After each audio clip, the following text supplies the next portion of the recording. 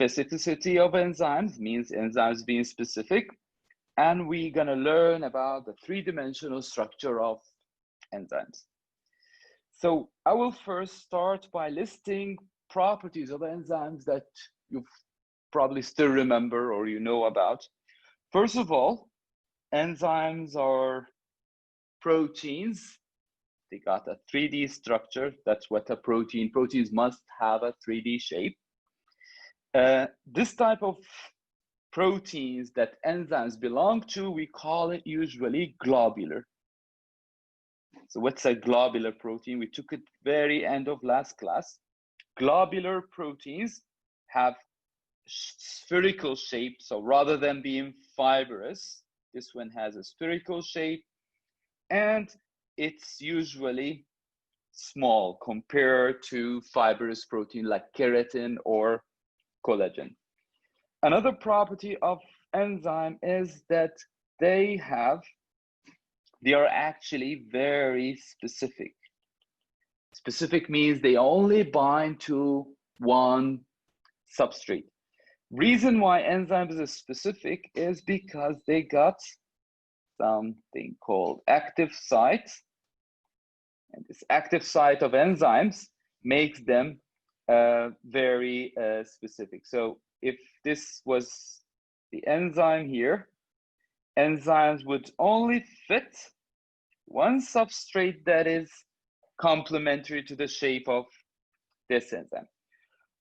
One more property of enzymes is that they speed up reactions. So they make reactions happen faster. We're gonna elaborate on this in more details today. And finally, is that enzymes are actually sensitive.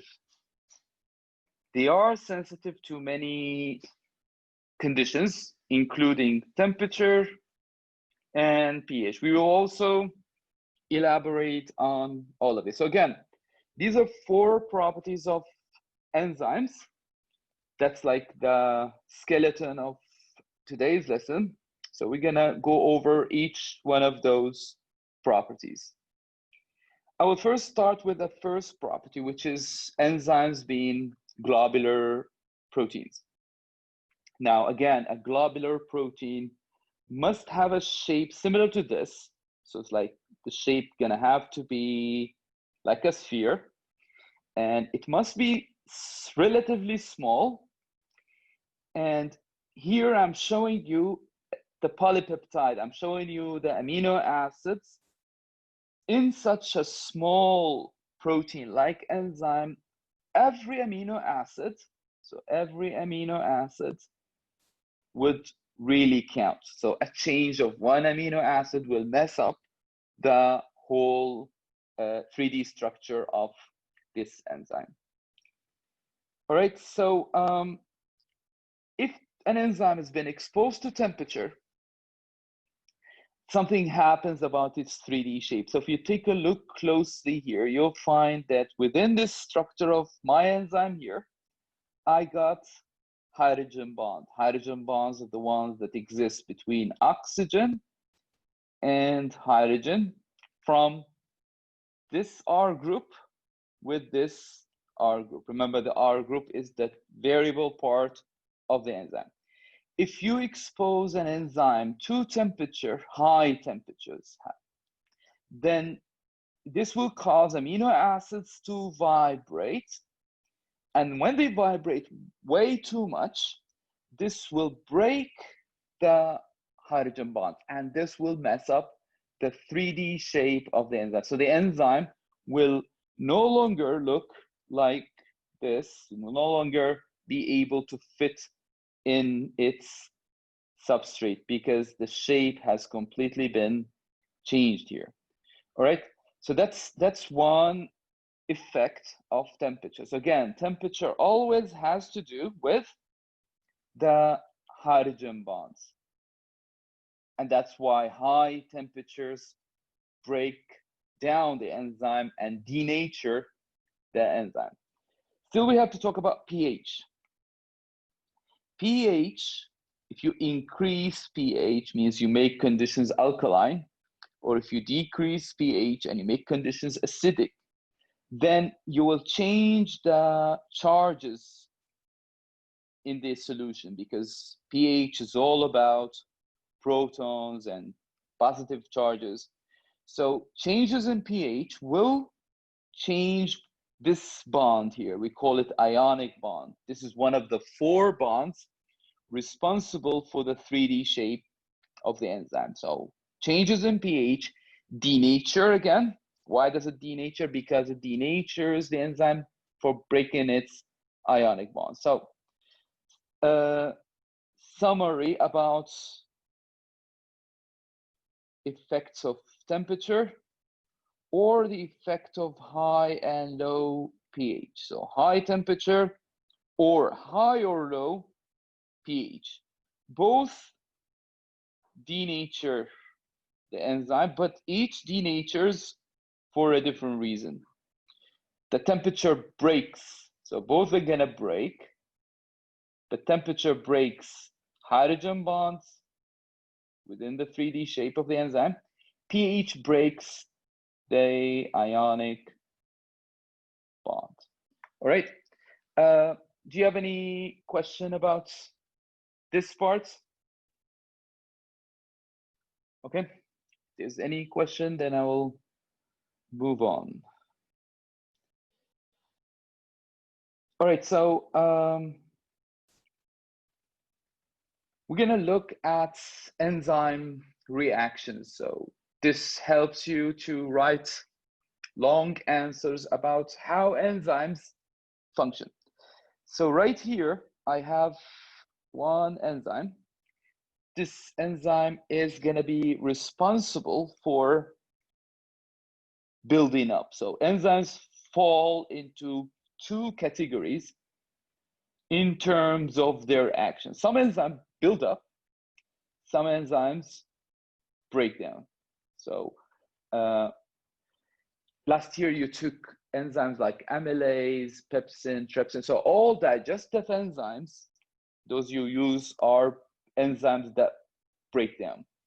This year, you're gonna learn also about enzymes that responsible for building up. So let's take this example. So this enzyme is responsible for joining up 2 glucose molecules. So this is a glucose, this is a glucose, and you probably know if you have 2 glucoses together, then this will become maltose.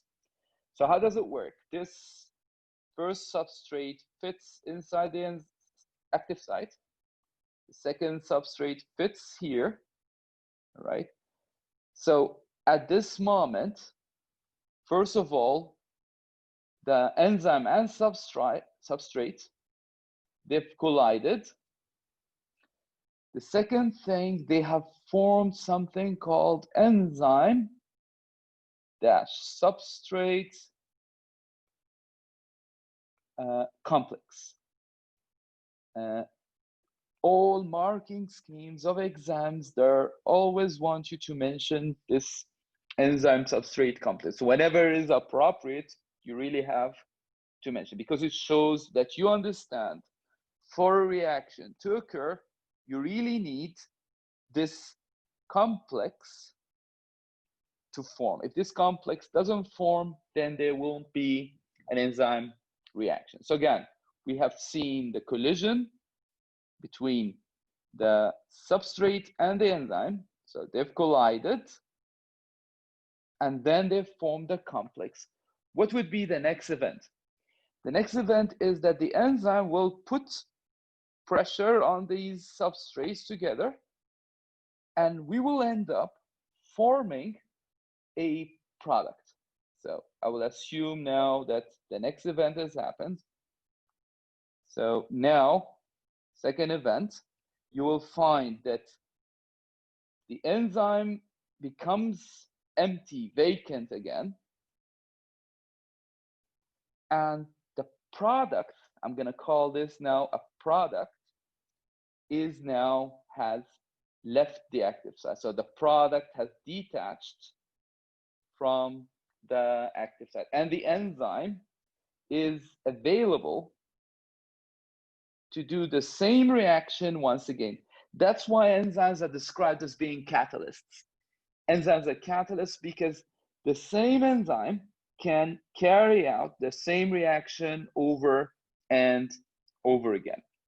So one more time, all enzyme reactions involve a collision between the enzyme and substrate, involve forming a complex, and then the enzyme becomes empty, ready to do the same reaction over and over again. Is there any question about this?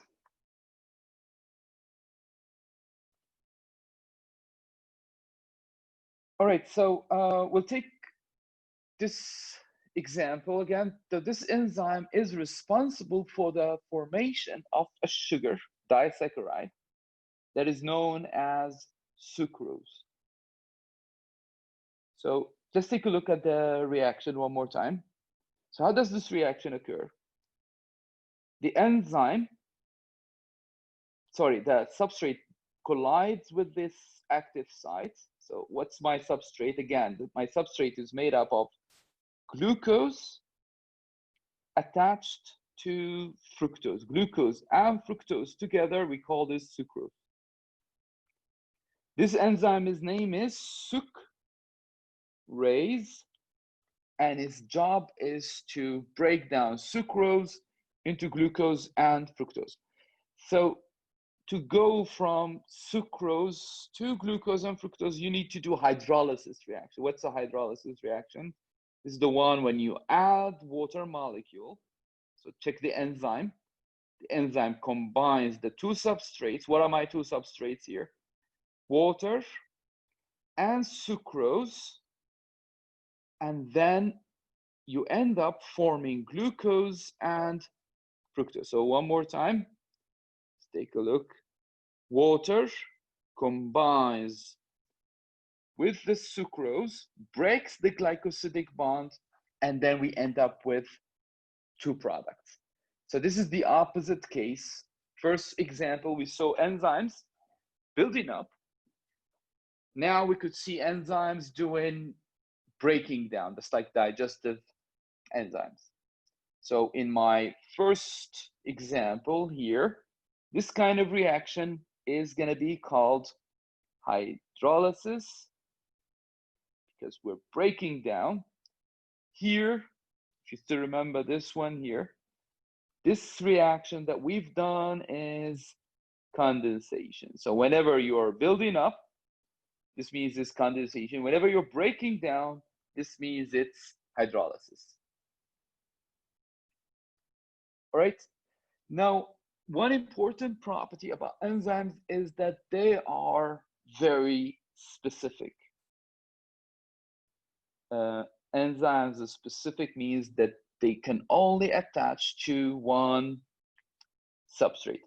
So we're going to try out this enzyme with different substrates.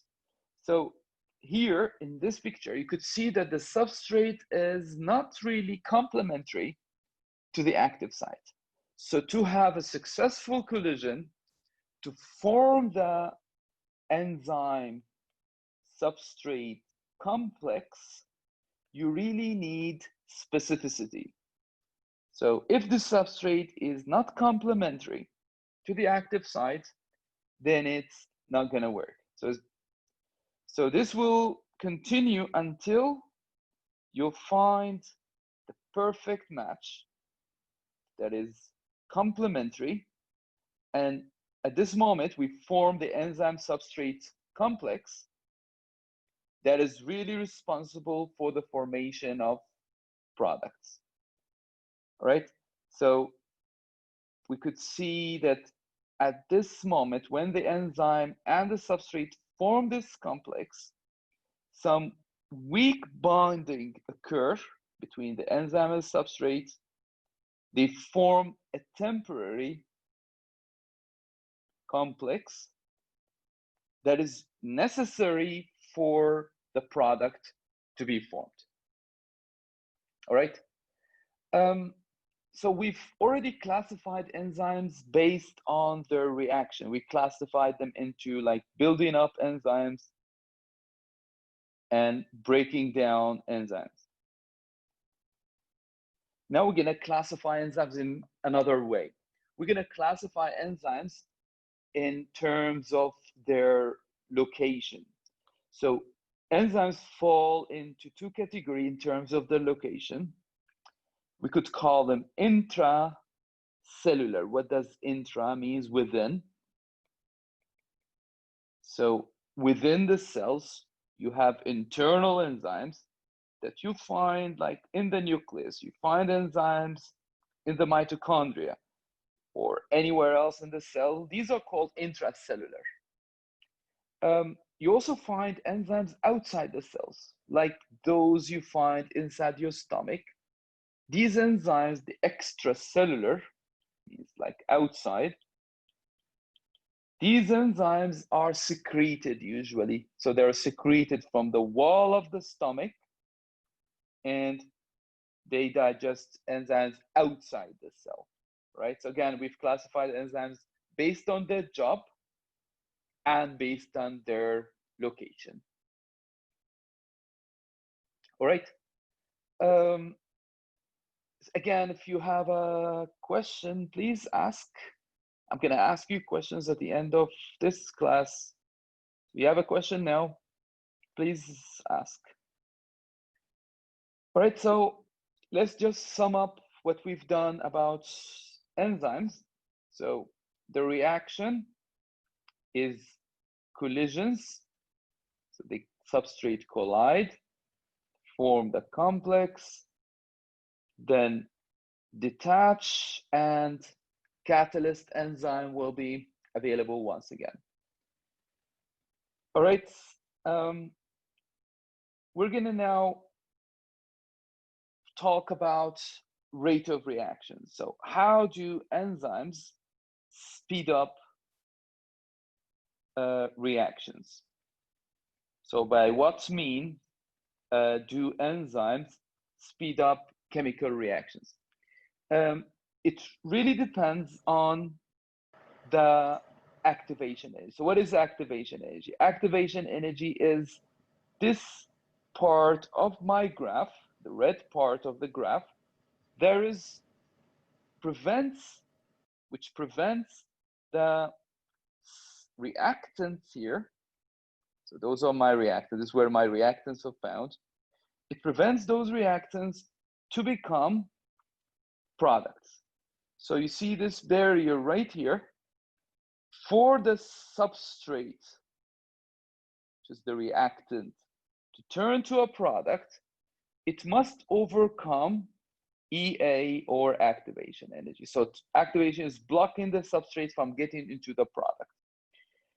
What do enzymes do? Enzymes allow the reaction to occur at much slower activation energy. So you see, with an enzyme, the reaction will take a shortcut with lower activation energy, and this allows the reaction to occur easily. So if you think of the substrate as this orange rock here, for this orange rock to go down this hill, it must overcome this hump here on the road. So for that, enzymes will just come along, bind to the substrate, and they will help the substrate get to the product at much slower activation energy. So the formation of the complex, the enzyme substrate complex, really helps to drop the activation energy and allow the reactions to occur at much higher rates. All right, so let's try to practice this question. Could you try the first blank, please?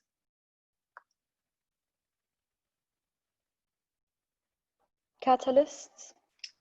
So first blank is catalyst. The needed for metabolic reaction. Activation what do you energy. think? Activation energy, very good. So for short, I'll write it EA. That's the symbol of activation energy. The combines with the enzyme at a specific region. So what combines with enzymes? Substrate. Substrate. The molecule is called the substrate combines in that specific region of the molecule called, so what do we call the specific region of the enzyme? The active site. Active site. Active site. The shape of the region can be altered by changes in pH, right? Or what's the other Temperature. factor? Temperature. I'm gonna write be specific here and write high temperatures because low temperatures don't mess up the active site. Which will the rate? What will it do to the rate? Low down. Yeah, lower or higher, right? So whether if you just wrote temperature, you could go up or down. If you just change pH, you could go up. And so for this blank in the marking scheme, they've accepted both up, higher, or lower. All right, so we're gonna try another question now, like a written question. They said, catalase, it's an enzyme. You find it in many tissues. It breaks down something called hydrogen peroxide. This is this formula of hydrogen peroxide. You don't need the formula, but this catalase, you find it inside your liver right now. What it does, it breaks this toxic, poisonous substrate into harmless products, oxygen and water. So this was an introduction. One molecule of catalase can break down millions of hydrogen peroxide in 1 second. How one molecule can, so how can one molecule break down plenty of substrates? So for 3 marks, how are you going to explain the fact that one enzyme can break down millions of substrates? So what do we tell them? Let's list some facts or keywords. That's how you write a good answer. Try to think of a keyword that would be appropriate to be written in this answer. And then we write a sentence about it. So what would be like a keyword to mention here? Any word would do.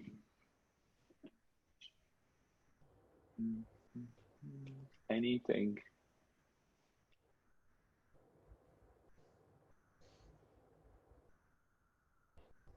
Yeah, what do you think? Biological Yeah, catalyst. Catalyst. So very good. So the word catalyst is perfect to be mentioned here. And where else could be useful? What do you think? Other than catalysts, biological catalysts. Think of their how does it speed up reaction? Do you remember like how do enzymes speed up reactions? EA, activation energy. It So lowers they activation. reduce EA, right? They reduce activation energy. Can you guys elaborate on the word catalyst? Because if you just elaborate the meaning of the word catalyst, you will earn another mark. So what does a catalyst mean?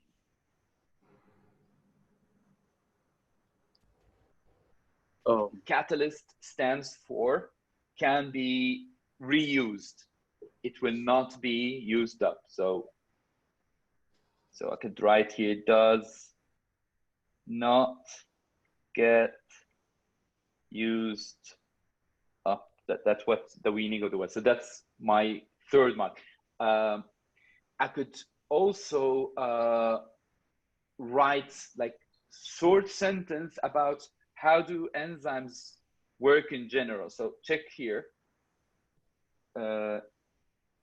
Catalysts lower activation energy.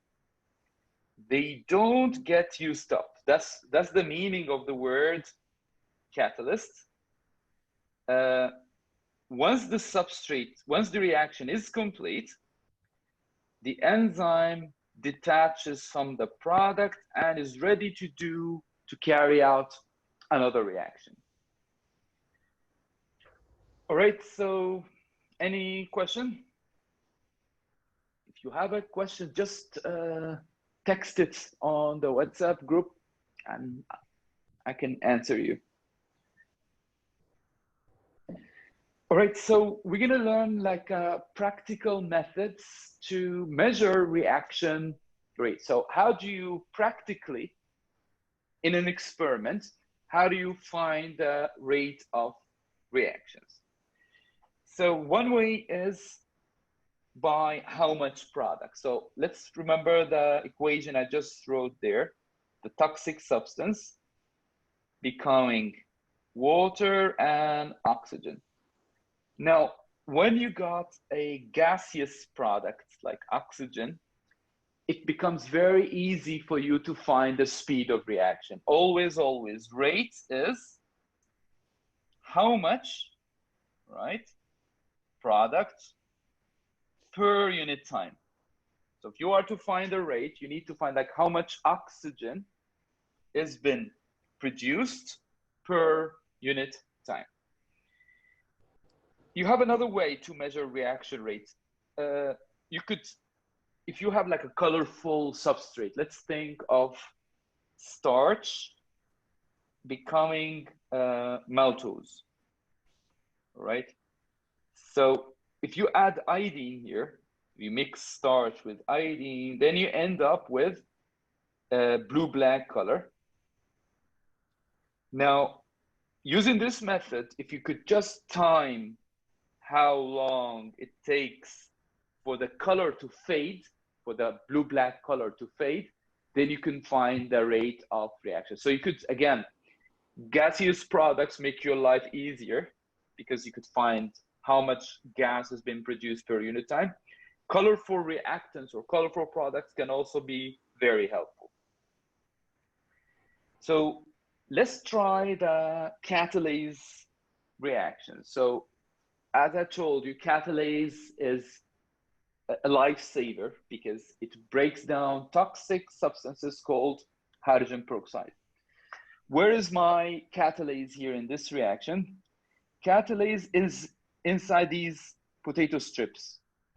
I'm gonna take those potato strips and I'm gonna put them into catalase. This whole thing is taking place inside a water bath because I want to control the temperature. And then I find, using my gas syringe, I measure how long it takes to get like 10 centimeter cubed of oxygen. So one more time, catalase is the potato itself. Substrate is inside the tube called hydrogen peroxide. Product is oxygen. And we find like how long it takes to get 10 centimeter cubed of the product oxygen. So the catalase here has broken down the poisonous substrate into oxygen, and I'm found that it's taking 40 seconds to get 10 cm cubed of oxygen. I could try now a variation of this reaction. I could repeat this whole thing. How will I repeat? I could repeat it at different temperatures. So you see my variable here, my independent variable's temperature, and I'm measuring the rate at different temperature. Notice that the optimum, how we find the optimum temperature, the optimum is gonna be where you got the lowest time, or the fastest rate is when the time is the least. So that's my optimum temperature. And you could see that the reaction has completely stopped when the temperature is high because the enzyme has been denatured. Now, how am I gonna turn these times into rate? It's quite simple. You will measure like this. You will measure the rate by dividing the time over 10. Remember the volume we got? So we got at that time 10 centimeter cube. So in each case, what we've done in each case, we've divided the volume, which is 10, over time, and we got these results. So this is called the rate of this reaction. Finally, I will plot those results in a graph, and it will look something like this. I'll show you the graph one more time. Here's the graph. Right, so what do we see here in this graph? We see graph.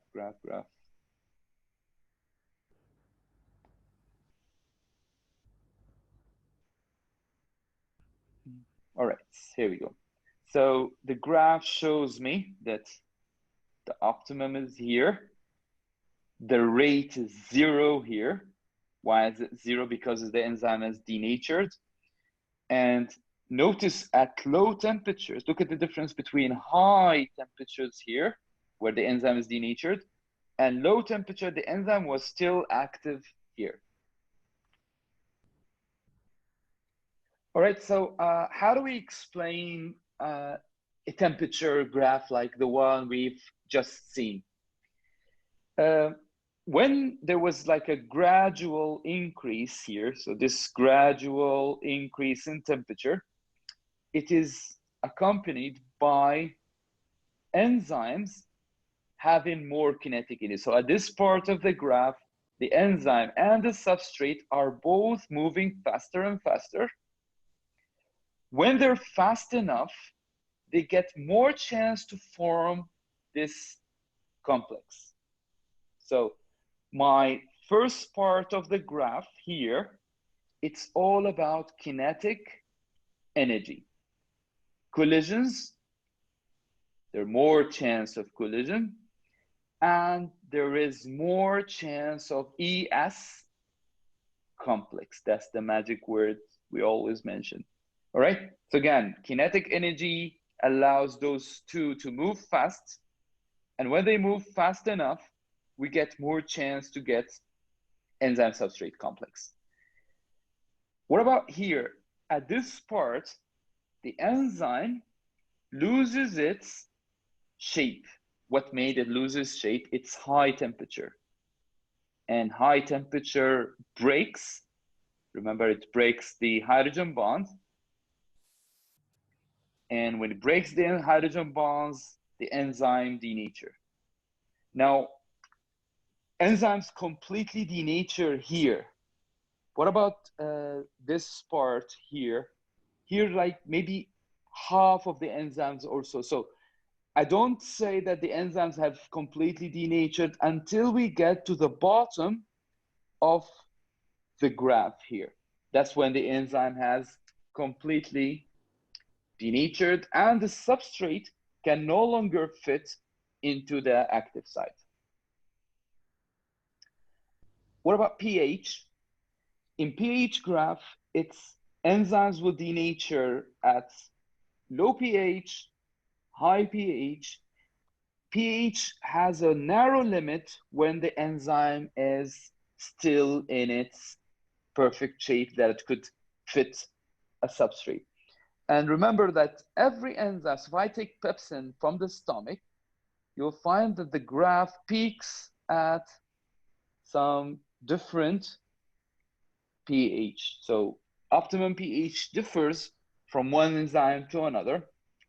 Temperature, on the other hand, is like general for most living things. They're mostly active around between 30 and 40. All right, so you get plenty of questions like the one you have here. This kind of question, when you see a star like this. This means they want you to write a good answer in bullet points or in paragraphs, doesn't matter if it's bullet points or paragraph, but the answers must be written in a way of your every step in your answer must lead to another. This is like called chronological order. Also, in such a question, when you see this star, you need to worry about your spelling. So like if you write substrate, I don't know, with different spelling, it really matters. It will be the spelling of the scientific words. It's not like spelling of other words. So what is this question here about? Describe an experiment, investigate the effect of cooking on catalase activity in potatoes. So from this question, I have to decide what are my variables. So always in questions that ask you to devise an experiment, meaning you need to plan an investigation, you need to find out what are your variables. In any experiment, you have to think of these three variables. So you have 1, 2, and 3. So what are the three variables that really help you to write a good answer? First of all, from the question, you need to determine what's your independent variable. The independent variable is the one that you are changing. So the one that you are manipulating, changing it. What is my independent variable in this question? If you take a close look here, cooking on catalase. Always the one that comes before this on, usually this on is really helpful. Whatever factor comes before it is your independent variable. So that's the thing you're gonna have to change. So with these potatoes, I will have to have two sets. One set that I'll be cooking, I boil or something, and one set will be left without cooking, raw potatoes. Dependent variable, where do you find your dependent variable? Is the one that comes after on, which is catalase activity. Remember, catalase activity can be easily determined using like a gas syringe. We saw this earlier. So I'll write here the factor to be measured.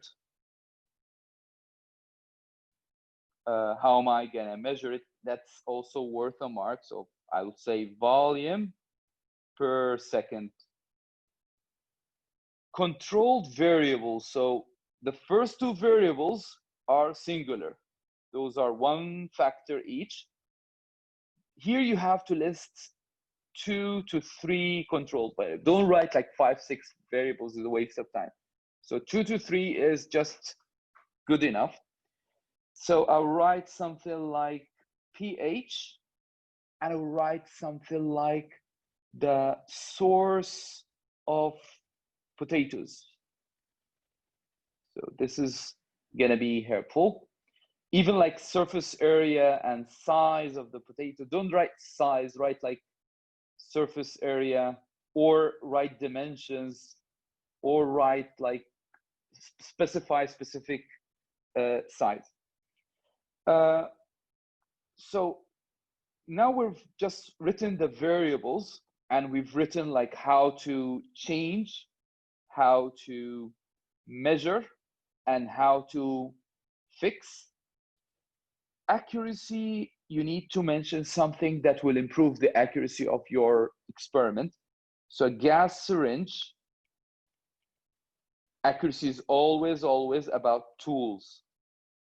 Reliability is about you repeating and trying to find if there was any error.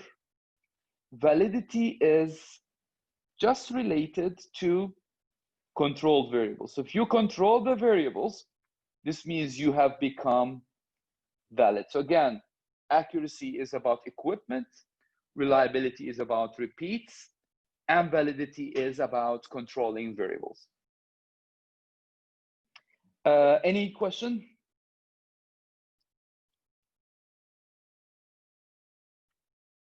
So let's take a look at a proper answer, and you guys tell me if you don't understand any of these lines here. So I will highlight the keywords. Same plant, that's a control variable. Same size, right? Same masses, all of these three control variables. And then that's my independent. So that's independent variable. That's also control variable, 30 degrees. And then that's the dependent. And that's for reliability, the repeats. And finally, we're just comparing between cooked and uncooked potatoes. So check, please, if there is something you don't understand here. So those are the CV for control variables. That's your independent. That's your dependent.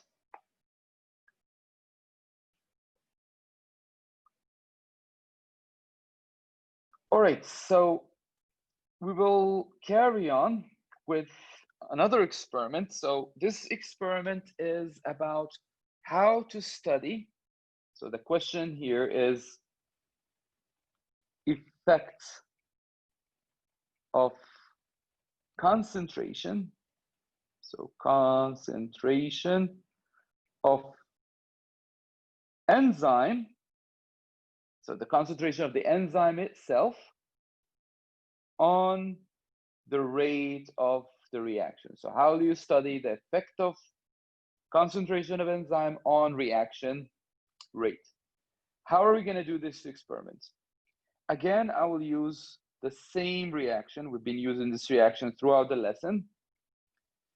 So first of all, I will collect some catalase. Catalase, as I told you, is found in all living tissues.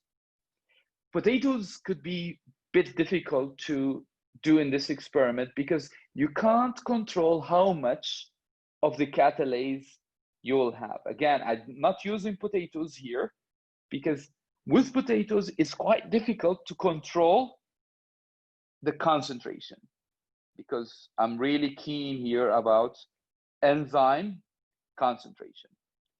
So for that reason, I got yeast here. And I'm measuring the mass of the yeast. This basically gives me the ability to determine the concentration of the enzyme. So this is my enzyme. The enzyme is the yeast itself. Next, I will collect the substrate. Where is my substrate? My substrate is hydrogen peroxide. So that is the substrate. Here we go. And so now I have the enzyme, I have the substrate. Next thing, I will put the enzyme here in the test tube. That's the enzyme. And we'll mix it with the substrate.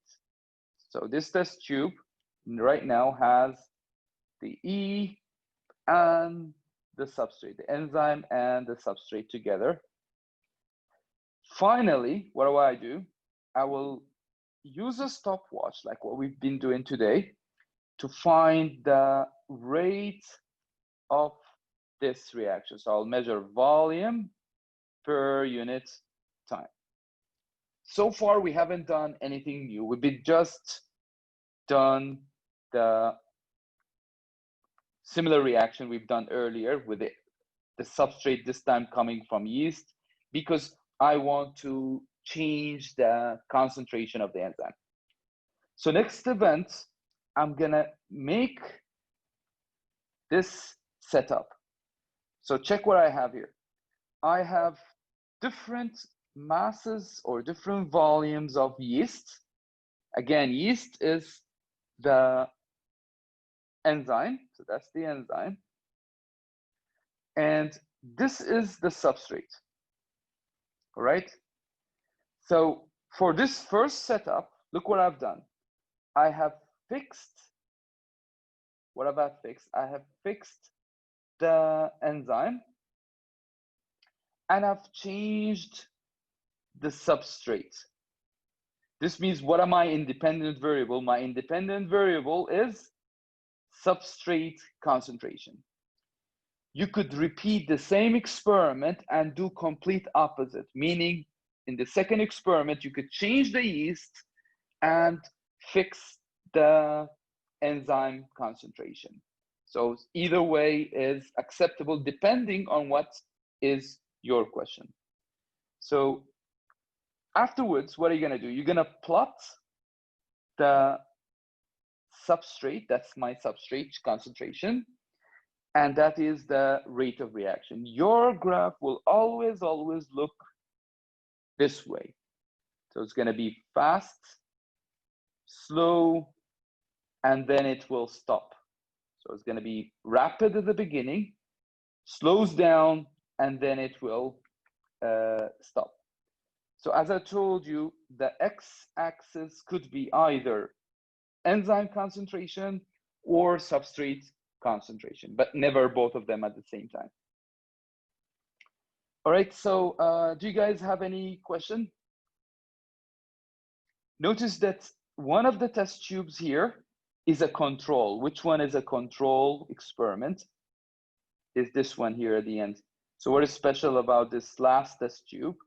If you check, the last test tube is a control because we did not put any substrate here.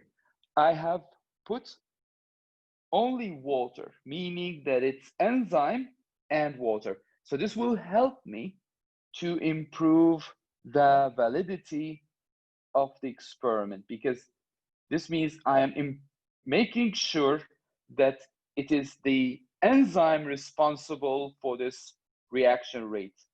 So again, anytime you want to set up a control experiment, you're gonna have to take your independent variable, whether if it's an enzyme or substrate, and cancel it. So this will prove to you that it's your independent variable is the one responsible for the dependent variable, not any other factor. Do you guys want me to repeat what I've done here?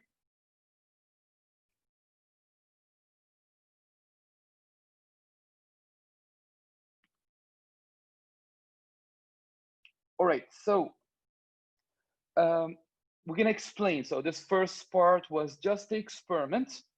We're now going to explain how does this thing work? Why is it, if the substrate is the independent variable, if I am changing the enzyme concentration, why is the graph looking like this one here?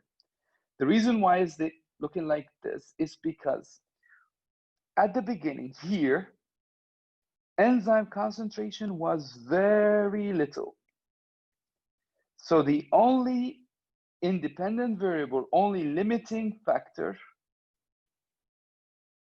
at the beginning, who's the limiting factor? It's the enzyme itself.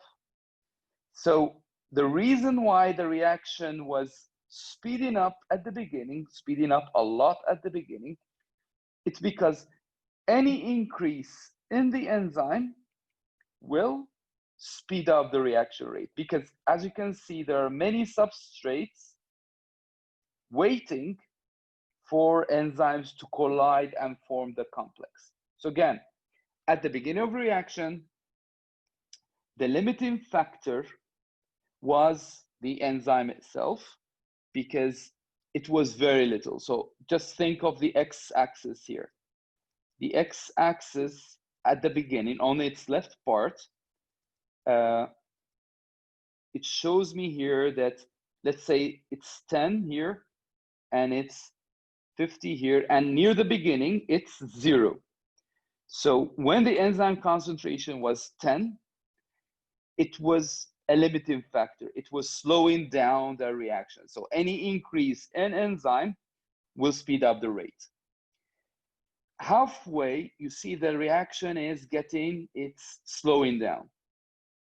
Why is it slowing down here?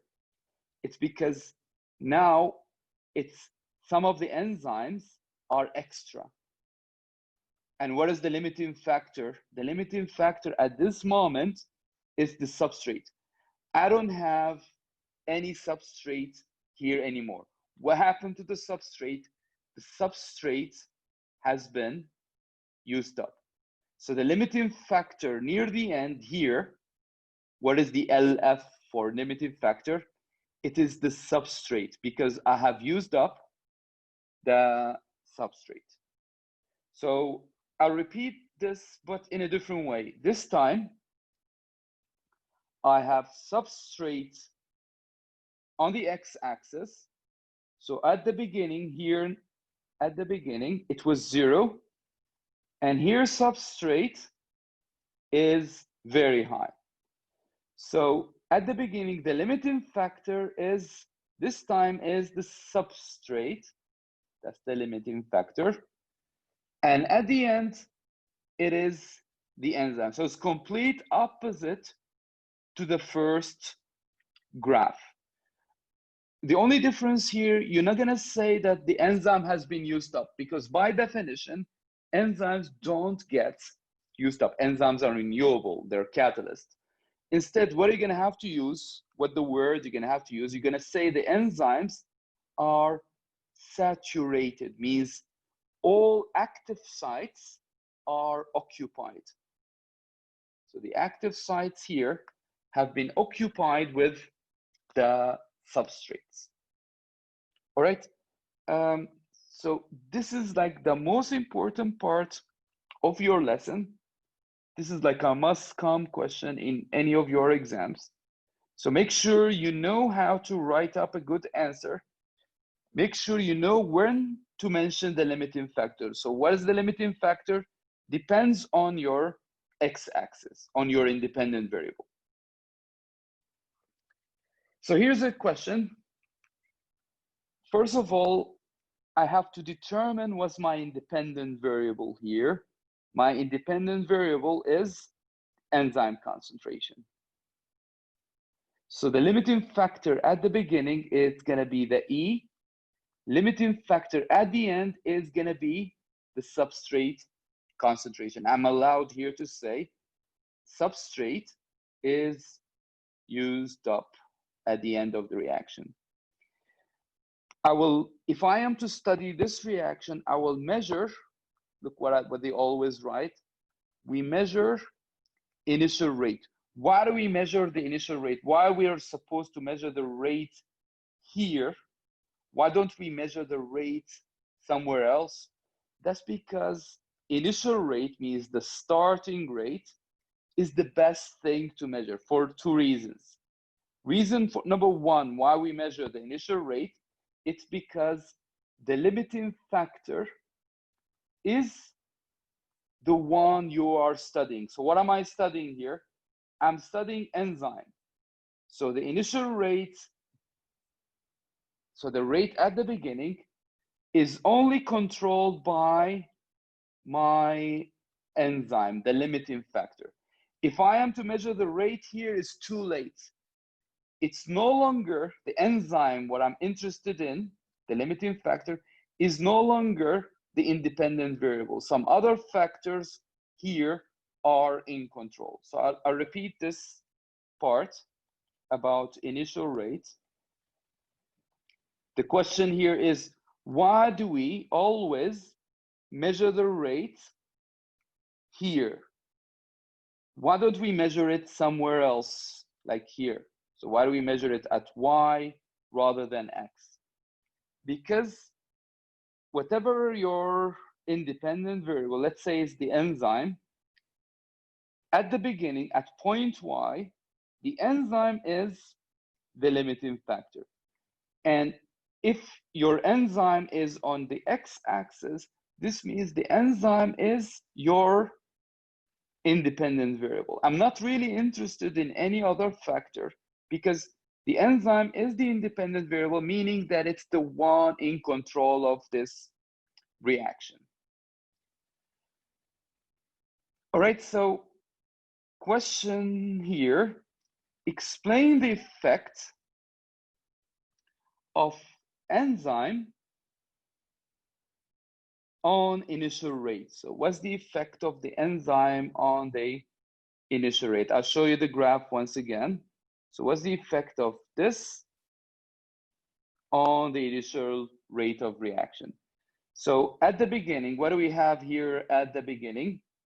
When the enzyme was at low concentration, means at this point of the graph here, the enzyme is the limiting factor. So mention the LF, limiting factor. Enzymes provides active sites. It will allow collisions per unit time because it's a rate question. So that's why we need to mention per unit time, because it's all about rate. At high concentrations means at point Y, which is here, some other factor is the limiting factor. What is the limiting factor? It becomes the substrate. All right, what happens here? We don't say enzyme has been used up, we say enzymes have been occupied, they're saturated. So last time, if E is on the x-axis, then E is your LF here. And S is your limiting factor here. On the other hand, if the substrate was on the X, then the substrate will be the LF at the beginning and the enzyme will be the limiting factor at the end. It's just as simple as this.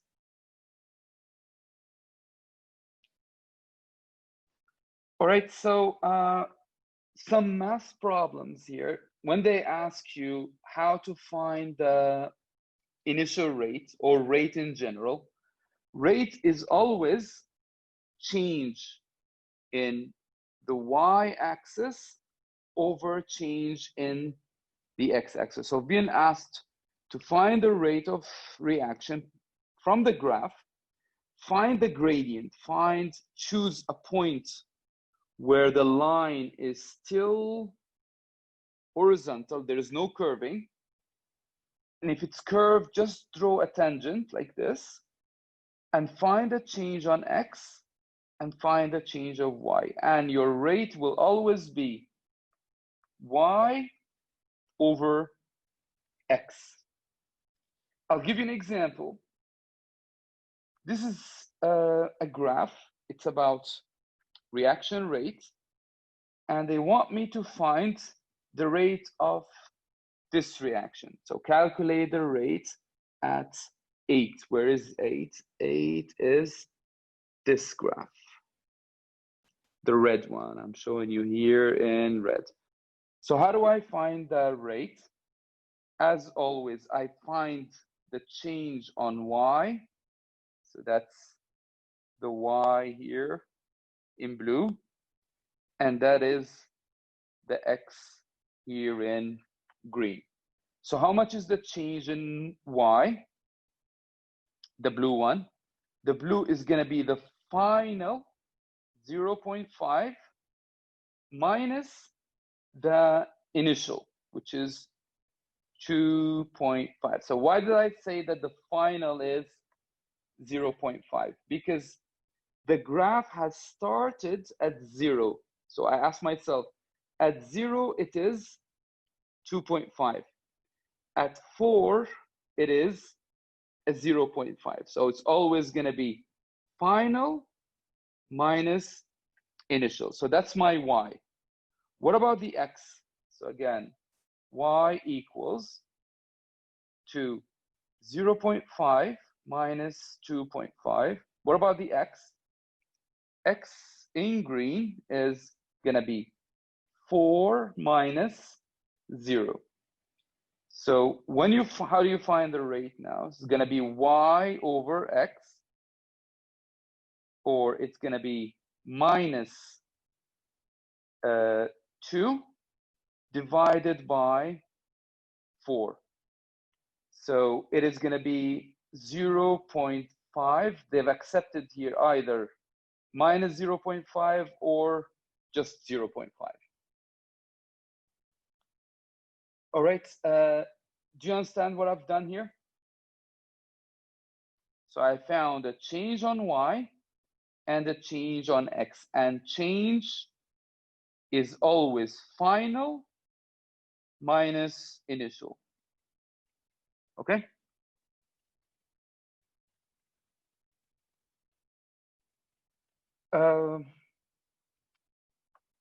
Our last experiment for today is something related to temperature. So you've been asked to study the effect of temperature. Just make sure you do this important step. The important step is called equilibration. So for instance here, what do I have? I have 10 degrees, 20 degrees, right? 30, 40, 50. And here I have substrate, here I have enzyme. If I am to study the rate of reaction at 10, what am I supposed to do? I'm supposed to allow 5 minutes of enzyme here and substrate not mixed. So you don't mix them. You'd rather keep them for 10 minutes or 5 minutes separate. What are you doing here? Why are you putting them at the beaker for 5 minutes separate without mixing? Because you want to equilibrate. You want both the enzyme and the substrate to have the same temperature. That's what's meant by equilibration. After 5 minutes, you mix them up and you study the rate of reaction. So whenever you want to do an enzyme experiment at specific temperature, ensure that you allow 5 minutes of separate tubes for equilibration reason. I'm gonna send you now 10 questions to check like how much you understand from today's lesson. I'm gonna send these questions on the Zoom chat here. Send it right the moment.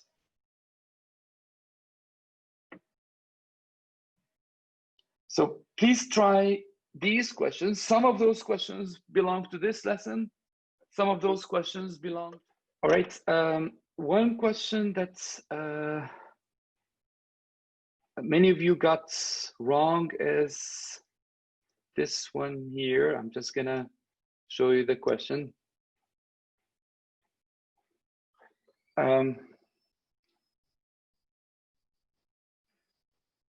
So the question says,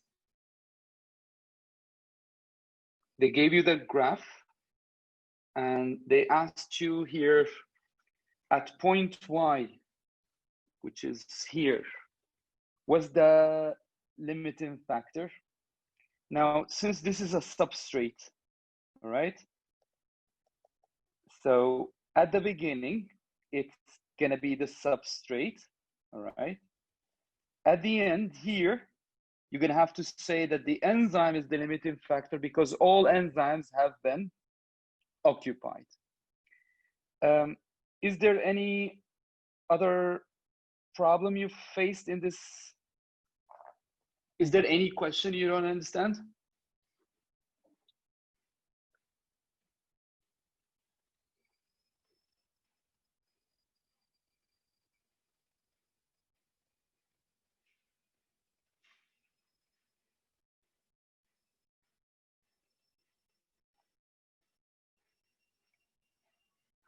All right, so next class, we're gonna have a test about biological molecules. So the test will include water,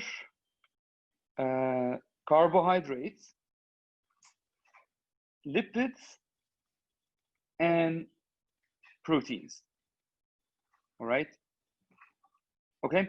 And your homework, all right, will be only about enzymes. If you go to Google Classroom, I will tell you the pages where you have to solve. You have any question about today's lesson? Just stay behind. I'll explain it to you. If you don't have any question, then you're free to go. Bye, sir. Bye-bye. Bye, sir. Bye.